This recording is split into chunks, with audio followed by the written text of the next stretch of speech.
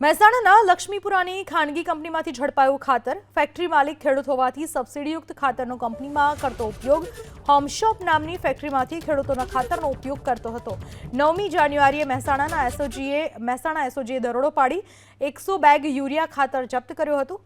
સબસિડીયુક્ત ખાતરમાંથી બનાવાતું હતું resin chemical. Nandasan પોલીસમાં લાલભાઈ પટેલ, કરણસિંહ પરમાર સામે ફરિયાદ। એબીપી અસ્મિતાની તપાસમાં ફેક્ટરી પણ ગેરકાયદે હોવાનો ખુલાસો થયો છે।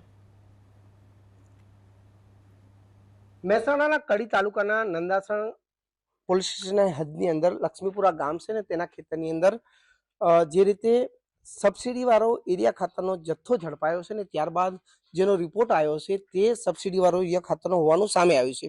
જોકે આ સમગ્ર મામલે પોલીસે ગુનો નોંધી અને તપાસ શરૂ કરીશું। એ જ ફેક્ટરીના દ્રશ્યો બતાવવા જઈ રહીશું જે ફેક્ટરીના માલિક ઉપર આરોપ છે કે તે એરિયા ખાતરનો ઉપયોગ આ જગ્યાએ કરતા હતા।